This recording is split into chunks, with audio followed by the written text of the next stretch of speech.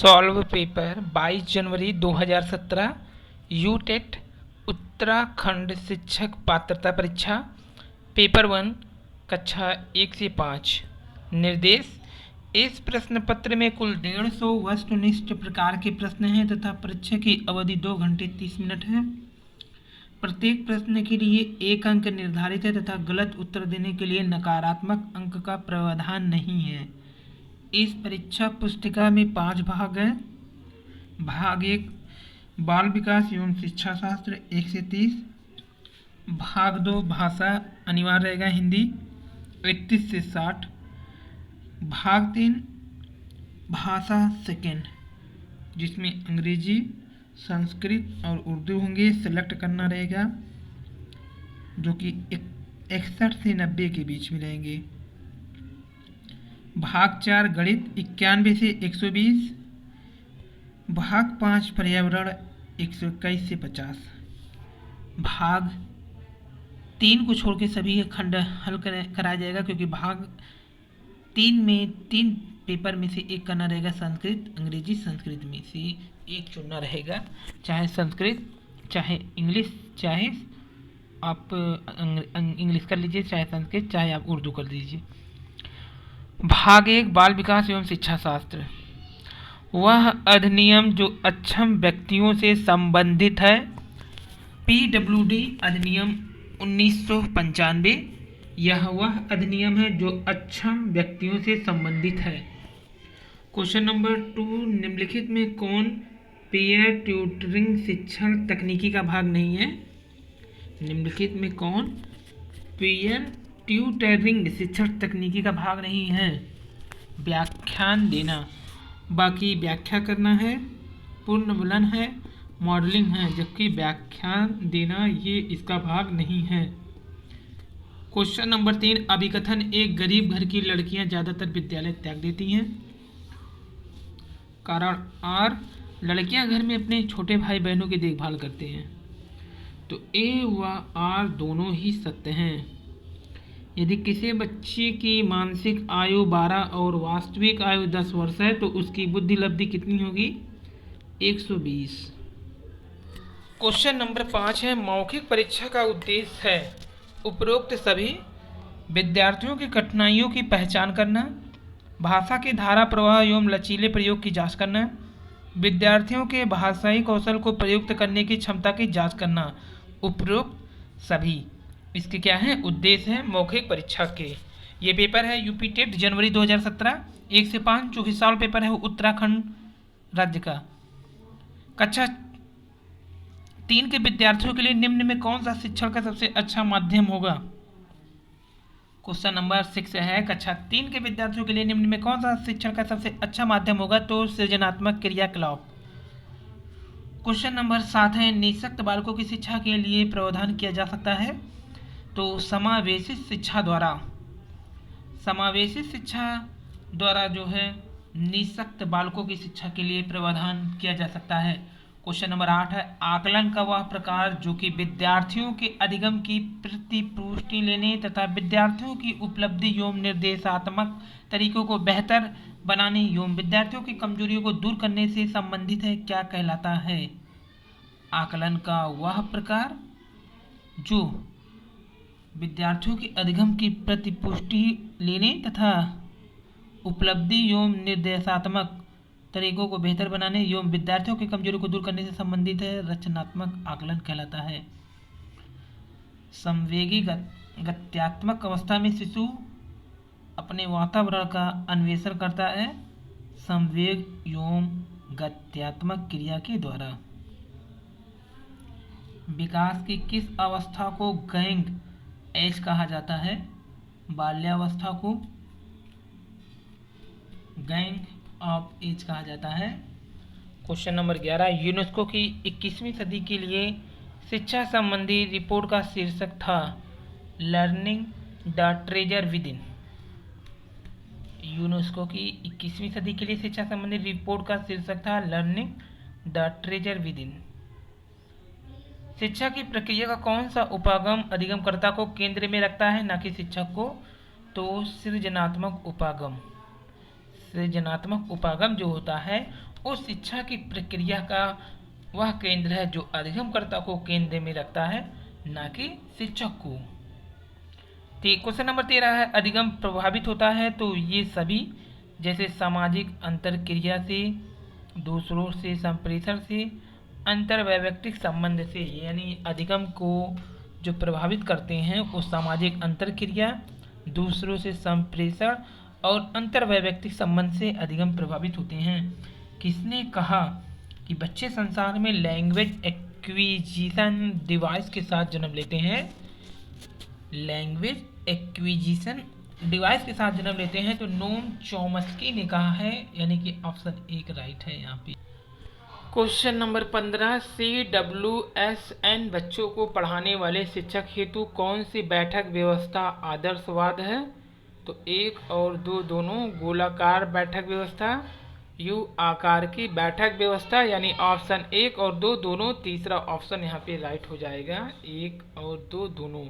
निम्नलिखित में कौन सा प्रक्षेपण परीक्षण नहीं है? निम्नलिखित में कौन सा प्रक्षेपण परीक्षण नहीं है? तो पर्सोनैलिटी फैक्टर, जबकि जो है फैक्टर वो कौन से हैं? तो Rorschach ink blot test, draw a man test, thematic apperception test. तो रोसार्क इंक ब्लोट टेस्ट जो है प्रक्षेपण परीक्षण है, ड्रामेन टेस्ट प्रक्षेपण परीक्षण है, थीमेटिक एपरसेप्शन टेस्ट प्रक्षेपण परीक्षण है, लेकिन 16 पर्सोनैलिटी फैक्टर ये नहीं है, ऑप्शन सी। क्वेश्चन नंबर 17, संप्रेषण कौशल में निहित होते हैं तो 1 2 3 4 होते हैं। इसमें बोलना, सक्रिय रूप से सुनना, शारीरिक भाषा और लेखन सभी शामिल होते हैं। मानव बुद्धि एवं विकास से प्रभावित होता है तो 1 और 2 दोनों, यानी कि वातावरण और वंशानुक्रम। CWSN के लिए मुख्य शिक्षण तकनीकी है तो सहयोगात्मक अधिगम और साथ ही समूह शिक्षण, यानी 1 और 2 दोनों। अभिप्रेरण का परिणाम है, लक्ष्य केंद्रित व्यवहार ही अभिप्रेरण का परिणाम है। समावेशित विद्यालय में बाल केंद्रित मूल्यांकन प्रणाली होना चाहिए तो सभी होना चाहिए, लचीली हो, भागीदारी पूर्ण हो और निरंतर हो, यानी 1 2 3 तीनों सही होंगे। स्मृति की प्रक्रिया का सही क्रम क्या है? तो पहला क्रम हो जाएगा ध्यान न देना। क्रम को अगर देखेंगे पहला तो ध्यान न देना आ जाएगा पहले पे, फिर दूसरे पे आ जाएगा कोटांकन और तीसरे पे आ जाएगा भंडारण और प्रत्यास्मरण हो जाएगा चौथे पे। यानी पहले ध्यान न देना, सॉरी पहला आ जाएगा ध्यान देना, पहला आ जाएगा, पहले पे रहेगा ध्यान देना, दूसरे पे आ जाएगा कुंटांकन, तीसरे पे आ जाएगा भंडारण, चौथे पे आ जाएगा प्रत्यास्मरण। यही क्रम होगा, पहले 3 आएगा, 3 के बाद तब पहला वाला आ जाएगा दूसरे पे, दूसरा वाला आ जाएगा तीसरे पे, चौथा चौथे पे ही रहेगा, यानी ऑप्शन सेकंड राइट हो जाएगा। ऐसे व्यक्ति जिनकी उच्च स्तरीय उपलब्धि आवश्यक होती है वे जब बहुत कठिन कार्य का सामना करते हैं तो बहुत जल्दी उस कार्य को क्यों छोड़ देते हैं? उनमें उच्च श्रेणी की कार्यकुशलता की आवश्यकता होती है, उनमें उच्च श्रेणी की कार्यकुशलता की आवश्यकता होती है। पाठ्यचर्या को पक्षों में बांटकर निर्धारण किया जाता है तो ये सभी का किया जाता है, जिसमें संज्ञानात्मक, भावनात्मक और मनोगत्यात्मक शामिल होते हैं। क्वेश्चन नंबर 25, निम्नलिखित में किस अवस्था में शिशु आत्म केंद्रित होता है? पूर्व बाल अवस्था में शिशु आत्म केंद्रित होता है। क्वेश्चन नंबर 26 है, मनोवैज्ञानिक द्वारा यह सुझाया गया है कि प्रतिभाशीलता शिक्षक के दृष्टिकोण से निम्नलिखित में किसके संसर्ग पर निर्भर करती है? तो उच्च क्षमता, उच्च सृजनात्मकता एवं उच्च प्रतिबद्धता पे। क्वेश्चन नंबर 27 है, संवेगात्मक रूप से बुद्धिमान व्यक्ति की निम्नलिखित में से कौन सी मुख्य विशेषताएं हैं? संवेगात्मक रूप से बुद्धिमान व्यक्ति की निम्नलिखित में से कौन सी मुख्य विशेषताएं हैं? तो इसमें आ जाएगा अपने संवेग एवं भावनाओं के प्रति संवेदनशील होना एवं प्रत्यक्षीकरण कर पाना, यानी यह शामिल है। अपने संवेगों को नियंत्रित एवं नियमित रख पाना, ये भी शामिल है। अपने संवेगों की तीव्रता को समझ पाना ये भी शामिल है, यानी 1 2 3 तीनों हैं। मास्लो का सिद्धांत आधारित है, आवश्यकता पर ही मास्लो का सिद्धांत आधारित है। मास्लो का जो सिद्धांत है वो आवश्यकता पर आधारित है। क्वेश्चन नंबर 29 है, किस अहम रक्षा युक्त के अंतर्गत व्यक्ति अपने को स्वयं के गुण दूसरों पर थोपते हैं? प्रक्षेपण पे। किस अहम रक्षा युक्त के अंतर्गत व्यक्ति अपने स्वयं के गुणों को दूसरे पर थोपते हैं? प्रक्षेपण, यानी ए ऑप्शन राइट। शिक्षा के दौरान बच्चे के कक्षागत व्यवहार के अध्ययन हेतु कौन सी विधि सर्वाधिक उपयुक्त होती है? शिक्षण के दौरान तो अवलोकन सर्वाधिक उपयुक्त होती है। भाषा सेकंड हिंदी है। क्वेश्चन नंबर 31 है, मुहावरे लोकोक्तियों के शिक्षण में आपके लिए सबसे अधिक महत्वपूर्ण है? संदर्भ अनुसार मुहावरे लोकोक्तियों के प्रयोग को समझना और उनका प्रयोग करना। Option third right. Question number 32 है, निम्नलिखित में कौन सा कथन सीखने के विषय में सही है? सीखना उस वातावरण में प्रभावी होता है जो संवेगात्मक रूप से सकारात्मक हो और शिक्षार्थियों को संतुष्ट करने वाला हो।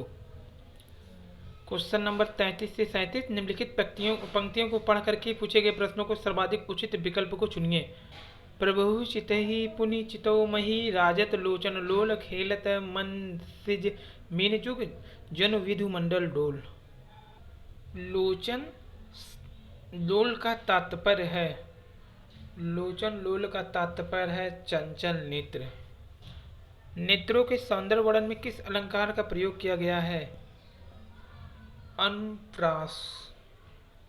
उपरोक्त पंक्तियों में कौन सा छंद प्रयुक्त है?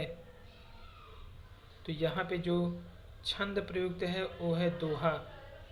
दी गई पंक्तियों में किस भाषा में लिखी गई है? वज्र भाषा में लिखा गया है। दी गई पंक्तियों में प्रयुक्त मन सिज शब्द का पर्याय निम्न विकल्पों में से नहीं है, तो इसका विकल्प में नहीं होगा, कृष्ण नहीं होगा, जबकि मनोज, कंदर्प, मदन होगा। व्यर्थ शब्द में किन वर्गों की संधि हुई है? व्यर्थ शब्द में जो है ई धन आ वर्गों की संधि हुई है। दिए हुए शब्दों में भिन्न अर्थ वाला शब्द है, तो तुरंग यहाँ पे भिन्न अर्थों वाला शब्द है। अंतस्थ वर्ण है या र ल व जो है अंतस्थ वर्ण है। अन्योन्याश्रित का अर्थ है, अन्योन्याश्रित का अर्थ है एक दूसरे पर आश्रित होना। उदंत मांडल्ट क्या है? समाचार पत्र है। गद्य यदि लेखकों की कसौटी है तो निबंध गद्य की कसौटी है, यह कथन किसका है? गद्य यदि लेखकों की कसौटी है तो निबंध गद्य की कसौटी है, यह कथन रामचंद्र शुक्ल जी का है, रामचंद्र शुक्ल जी। भाषा विकास में सहयोग करने का कौन सा तरीका गलत है? बच्चे को बिना टोके पर बात करना गलत, उसकी अपनी भाषा के प्रयोग को अमान्य करना यही गलत तरीका है, बाकी सभी सही हैं। बच्चे को बिना टोके प्रकरण पर बात करने देना ये सही है, उसके प्रयोग का समर्थन करना सही है, भाषा के प्रयोग के अवसर उपलब्ध कराना सही है। भाषा का आरंभ किससे होता है? भाषा का आरंभ ध्वनि से होता है। सतत एवं व्यापक मूल्यांकन का अर्थ है शैक्षिक एवं सह शैक्षिक क्षेत्र का मूल्यांकन करना। सतत एवं व्यापक मूल्यांकन का यही अर्थ है, शैक्षिक एवं सह शैक्षिक क्षेत्रों का मूल्यांकन करना। क्वेश्चन नंबर 47, सीमा हर पाठ को बहुत जल्दी सीख लेती है जबकि रीना उसे सीखने में ज़्यादा समय लेती है। यह विकास के कौन सी अवस्था को दर्शाता है? वैयक्तिक भिन्नता को दर्शाता है। हिंदी भाषा शिक्षण में छात्र की अभिव्यक्ति परखने के लिए आप निम्न में किस प्रश्न को सर्वाधिक महत्वपूर्ण समझते हैं? लोकगीत संस्कृत के परिचायक होते हैं, इसी कथन पर अपने विचार व्यक्त कीजिए, ये सर्वाधिक महत्वपूर्ण है। भाषा शिक्षण के संदर्भ में किसी शिक्षक के लिए सर्वाधिक महत्वपूर्ण है भाषा प्रयोग के अधिक अवसर उपलब्ध कराना। भाषा प्रयोग के अधिक अवसर उपलब्ध कराना। क्वेश्चन नंबर 50 से 53, निम्नलिखित गद्यांश को पढ़कर पूछे गए प्रश्नों के सर्वाधिक उचित उत्तर वाले विकल्प को चुनिए। शिक्षा को वैज्ञानिक और प्राविधिक मूलाधार देकर हमने जहां भौतिक परिवेश को पूर्णतः परिवर्तित कर दिया है और जीवन को अप्रत्याशित गतिशीलता दे दी है, वहां साहित्य, कला, धर्म और दर्शन को अपनी चेतना से बहिष्कृत कर मानव विकास को एकांकिक बना दिया है। पिछली शताब्दी में विकास के सूत्र प्रकृति के हाथ से निकलकर मनुष्य के हाथ में पहुँच गए हैं, विज्ञान के हाथ में पहुँच गए हैं।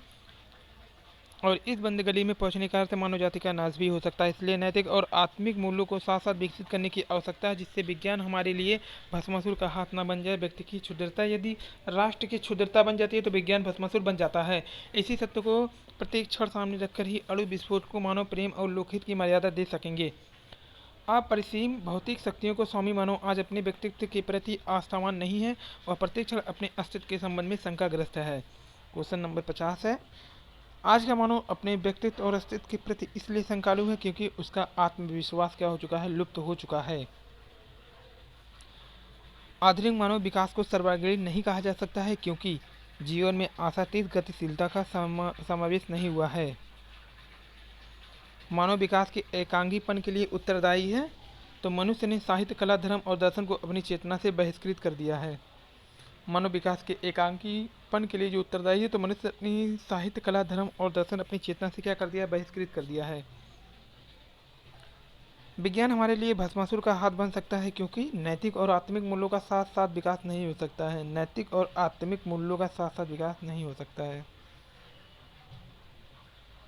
नेपथ्य का अर्थ है रंगमंच के पीछे का स्थान, ये नेपथ्य कहलाता है। निम्नलिखित में किस वाक्य में अपादान कारक है? हिमालय से गंगा निकलती है, ये अपादान कारक है। निम्नलिखित में कौन सा उपसर्ग रहित शब्द है? सुरेश उपसर्ग रहित शब्द है, जबकि सुयोग, विदेश, अत्यधिक ये उपसर्ग से हैं, जबकि सुरेश में उपसर्ग रहित शब्द है। निम्नलिखित शब्दों में किसमें स्वर संधि है? रजनीश में। हिंदी के प्रचार प्रसार की सर्वाधिक प्राचीन संस्था है नागरी प्राचारणी सभा। नागरी प्राचारणी सभा जो है हिंदी के प्रचार प्रसार की सर्वाधिक प्राचीन संस्था है। वह कौन सा शब्द है जो प्राय बहुवचन में प्रयुक्त तो होता है? प्राण। प्राण जो है बहुवचन में प्रयुक्त होता है प्राय। निम्नलिखित में से कौन शुद्ध वर्तनी का चयन करना है? तो ज्योत्सना ये शुद्ध लिखा गया है, ये शुद्ध है। लैंग्वेज थर्ड है, इसमें 3 पार्ट रहेंगे, एक अंग्रेजी रहेगा, इसमें संस्कृत भी रहेंगे और उर्दू भी। इन तीनों में से एक लेना रहेगा। तो इसके वीडियो बाद में बनाए जाएंगे भाषा से संबंधित, क्योंकि वो ऐच्छिक विषय है। भाग 4 गणित एवं विज्ञान। यदि 4x - 4x - 1। भाग 4 स्टार्ट करते हैं, गणित और विज्ञान। देखिए पहला 91 क्वेश्चन है, यदि 4 की पावर x माइनस 4 की power x - 1 is equal to 24 हो तो 2x की पावर x का मान क्या है? तो इसको जब सॉल्व करेंगे तो इसका मान आएगा तीसरा वाला 25√5। अगला देखिए दिया है 2/3, 4/9, 5/6, 7/12 का लघुत्तम समावर्त क्या होगा? तो इसका जो राइट आंसर 140/3 होगा। दो संख्याएं, अगला है दो संख्याएं तीसरी संख्या से क्रमशः 20% और 50% अधिक हैं, तो उन दो संख्याओं में अनुपात क्या होगा? तो इसका राइट आंसर दूसरा हो जाएगा 4:5। अगला है एक आयताकार भूखंड की लंबाई और परिमाप का अनुपात 1:3 है, तो उसकी लंबाई और चौड़ाई का अनुपात क्या होगा? 2:1। यदि P/Q बराबर हो जाएगा R/S बराबर हो जाएगा T/U बराबर 2:3 दिया है, तो कह रहा है आपको मान निकालना है MP + NR + OT ब्रैकेट में अनुपात का चिन्ह MQ + NS + OU के बराबर होगा। तो जब इसका टैली करेंगे तो 2:3 तीसरा अनुपात। अगला देखते हैं 96, निम्न में से कौन सी संख्या 5 की पावर 71, 5 + 5 की पावर 72 + 5 की पावर 73 को पूर्णतः विभाजित करती है? तो इसका मान दूसरा सही हो जाएगा 155। 97 देखते हैं, √72 + √72 + √72 + ... का मान क्या होगा? तो इसका मान 8 हो जाएगा। चौथा, निम्नलिखित आकृति में से कोण S डिग्री का मान क्या होगा? तो इसका जो राइट आंसर हो जाएगा आपका, इसका जो राइट आंसर हो जाएगा ऑप्शन 30 तीसरा 70 डिग्री हो जाएगा। 99 देखिए, एक धनराशि 15% प्रतिवर्ष के साधारण ब्याज पर कितने समय में 4 गुनी हो जाएगी? तो राइट आंसर तीसरा हो जाएगा 20 वर्ष के बाद। 100 नंबर देखते हैं। कुछ प्राकृतिक संख्याओं का औसत 15 है। यदि पहली संख्या में 30 जोड़ दिया जाए और अंतिम संख्या में 5 घटा दिया जाए तो औसत 17.5 रहता है। प्राकृतिक संख्याओं की संख्या कितनी है? Right answer 410। 101 देखते हैं। पी तथा क्यू की वार्षिक आय में 4:3 का अनुपात है तथा उनकी खर्च में 3:2 का अनुपात है। यदि वर्ष के अंत में प्रत्येक ने रुपये 600 बचाएं तो उनकी आय में अंतर क्या है? तो तीसरा 600 रुपये अंतर आएगा। 102 नंबर देखते हैं। जब निकुंज से किसी भिन्न का 6/7 बताने को कहा गया तो उसने गलती से उस भिन्न को 6/7 से भाग दे दिया और सही उत्तर से 13/70 अधिक उत्तर प्राप्त किया तो वह भिन्न क्या होगी? तो इसका राइट आंसर दूसरा 3/5। 103 नंबर क्वेश्चन। 100 उसकी पावर है 1/2, मल्टीप्लाई है 0.001 उसकी पावर 1/3 माइनस ब्रैकेट में 0.0016 की पावर 1/4, फिर मल्टीप्लाई है 3 की पावर 0 प्लस 5/4 की पावर -1 का सरलीकृत मान क्या होगा? तो इसका पहला आंसर सही होगा 1.6। 104 नंबर क्वेश्चन देते हैं। किसी वस्तु के विक्रय मूल्य तथा क्रय मूल्य का अंतर जो है रुपये 210 है। यदि लाभ प्रतिशत 25 हो तो वस्तु का विक्रय मूल्य क्या है? दूसरा सही हो जाएगा 1050 रुपये। 105 नंबर क्वेश्चन देखते हैं। यदि 1/A अनुपात 1/B अनुपात 1/C बराबर जो होगा 4:6:10 हो तो A अनुपात B अनुपात C का क्या मान होगा? तो 15:10:6। 106 नंबर क्वेश्चन। y का x% प्लस x का y% किसके बराबर होगा? तो x y का 2%, दूसरा राइट आंसर। 107 नंबर क्वेश्चन देखिए, सरल करना है। लिखा है 4 माइनस बड़ा ब्रैकेट 6 माइनस मझला ब्रैकेट 12 माइनस फिर छोटा ब्रैकेट है 10 माइनस 8 माइनस 6 का बार, उसके बाद ब्रैकेट बड़ा बंद हो जाएगा। तो इसको जब सरल करेंगे इसका मान 2 आएगा, तीसरा राइट आंसर। 108 नंबर क्वेश्चन देखिए। गणित निष्कर्षों तक पहुंचने का विज्ञान है, यह कथन किसका है? तो बेंजामिन पियरे, ये कथन बेंजामिन पियरे का है। 109 नंबर क्वेश्चन देखिए। यदि राम की मासिक आय श्याम से 60% अधिक है तो श्याम की मासिक आय राम से कितने % कम होगी? पहला आंसर सही होगा 37 सही 1/2%। ये देखिए अगला है। संलग्न चित्र में ओ वृत्त का केंद्र है और XO, OY पर लंब है। यदि त्रिभुज XOY का क्षेत्रफल 32 हो तो वृत्त का क्षेत्रफल क्या होगा? तो इसका राइट आंसर आपका लगा के बताते हैं। देखिए दोस्तों, इस क्वेश्चन का 110 नंबर का क्वेश्चन का जो राइट आंसर हो जाएगा वो आपका ये 64 आएगा, तीसरा वाला। ठीक है, अगला देखते हैं। नेक्स्ट, रिक्त संख्या का मान होगा 1 प्लस 1 बटे फिर 1 प्लस 1 बटे 1 प्लस क्वेश्चन मार्क बराबर 8/5 दिया है। जब आप इसको सरल करेंगे तो तीसरा 1/2 इसका राइट आंसर आएगा। 112 नंबर क्वेश्चन देखते हैं। समय के अंतरालों के साथ आंकड़ों में परिवर्तन दर्शाता है रेखा आलेख, चौथा ऑप्शन सही होगा। 113 नंबर क्वेश्चन देखिए। गणितीय कौशलों का विकास निम्नलिखित में से किस विधि द्वारा सबसे उपयुक्त है? तो दूसरा सही है संकल्पनाओं और प्रक्रियाओं का स्पष्ट कर अधिक से अधिक अभ्यास कराना। Question number 114। विद्यालय में गणित शिक्षण का मुख्य लक्ष्य क्या है? बच्चों की विचार प्रक्रिया का गणितीकरण करना ही विद्यालय में गणित शिक्षण का प्रमुख लक्ष्य है। Question number 115। प्राकृतिक संख्याओं में निम्नलिखित में से कौन सा गुण नहीं होता है? तो गुणात्मक, तत्सम, ये प्राकृतिक संख्याओं में गुण नहीं होता, जबकि योगात्मक, तत्सम, योग क्रम विनिमय नियम ये सभी होते हैं। तो यानी योगात्मक तत्समक योग क्रम विनिमय होते हैं लेकिन गुणात्मक तत्समक नहीं होते हैं। एक व्यापारी अंकित मूल्य पर 10% बट्टा देने के बाद भी 10% लाभ कमाता है। 77 अंकित मूल्य वाली वस्तु का क्रय मूल्य होगा 63 क्वेश्चन नंबर 117 है,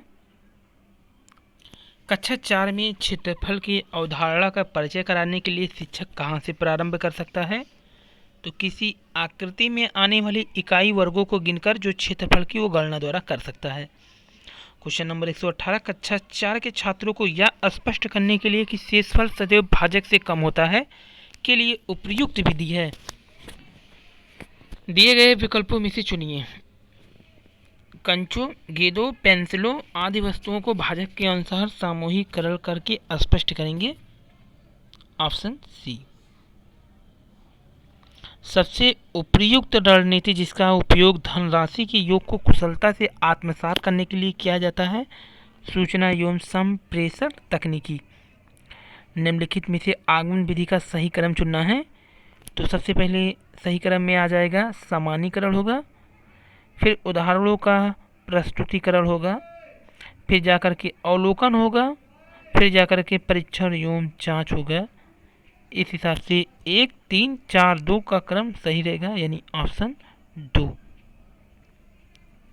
सामान्यीकरण, उदाहरणों का प्रस्तुतिकरण, फिर अवलोकन, तब परीक्षण। भाग 5 पर्यावरण अध्ययन।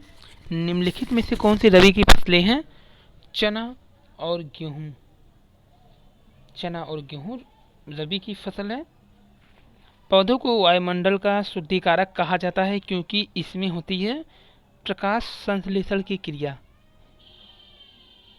प्रकाश संश्लेषण की क्रिया के कारण ही इन्हें क्या कहा जाता है? वायुमंडल का शुद्धिकारक। तरुण भारत संघ के राजेंद्र सिंह को किस कार्य के लिए मैग्सेस पुरस्कार दिया गया था? मैग्सेस पुरस्कार जो दिया गया था उन्हें जल संरक्षण के लिए दिया गया था राजेंद्र सिंह को। क्वेश्चन नंबर 124 है, कौन सी अधिकतम भूमंडलीय तापमान वृद्धि के लिए उत्तरदायी है? Carbon dioxide. घरेलू मवेशी तथा भेड़ किस हरित गृह गैस के उत्पादन के लिए उत्तरदायी होते हैं? Methane gas, CH4।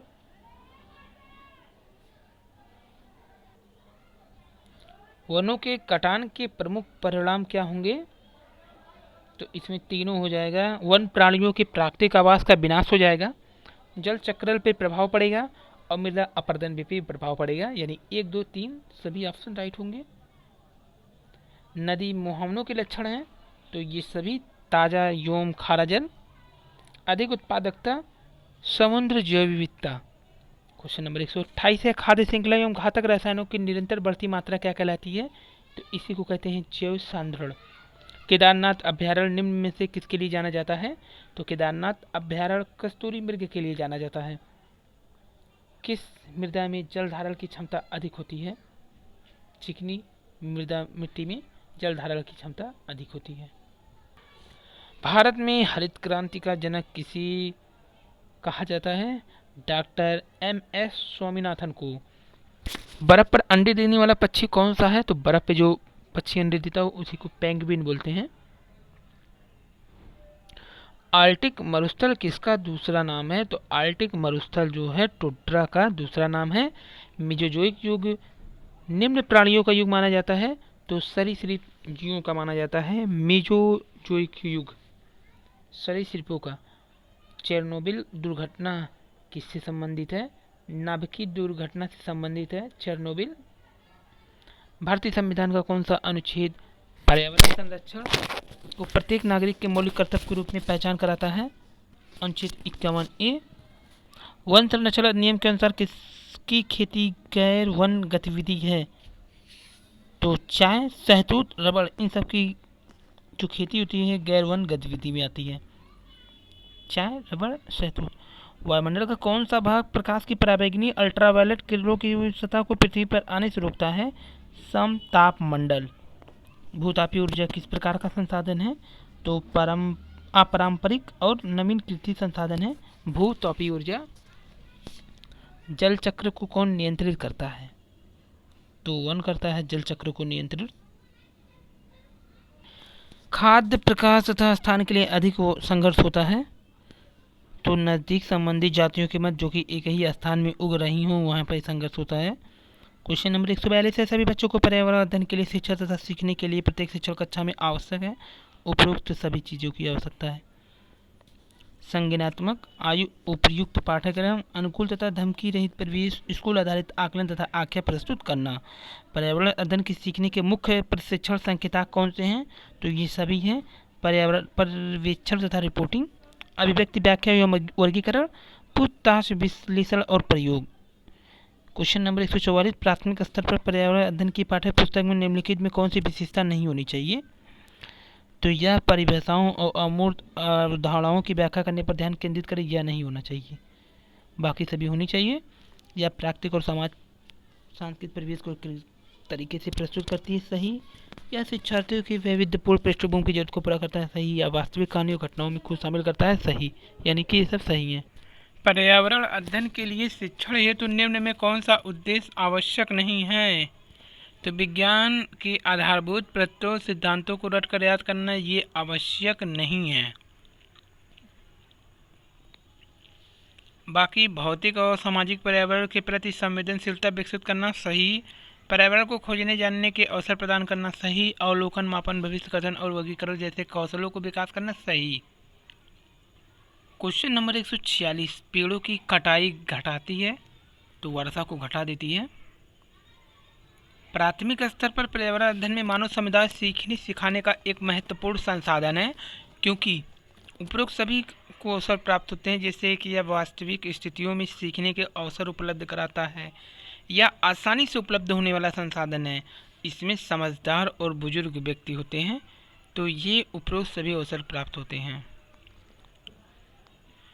Question number 148 है, भागीरथी नदी का उद्गम स्थल कहाँ पे है? गंगोत्री ग्लेशियर। मिनीमाटा रोग प्रदूषित जनित रोग है जो परिणाम है तो औद्योगिक पराव्यर्थ को छोड़ने का। मिनीमाटा रोग जो प्रभाव है, परिणाम है, वो औद्योगिक पराव्यर्थ को पानी में छोड़ने को। सूची 1 का मिलान सूची 2 से करना है। क्वेश्चन नंबर 150 का राइट ऑप्शन क्या होना गया यहाँ पे? पर्यावरण सुरक्षा अधिनियम 1986 में, वन जीव सुरक्षा अधिनियम 1972 में, वन संरक्षण अधिनियम 1980, जल प्रदूषण निवारण तथा नियंत्रण अधिनियम 1974।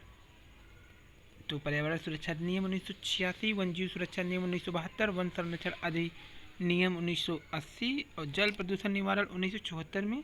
तो इस हिसाब से 2, 3, 4 और 1।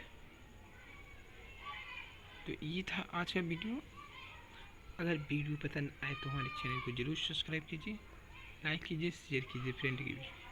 थैंक यू, धन्यवाद, जय हिंद।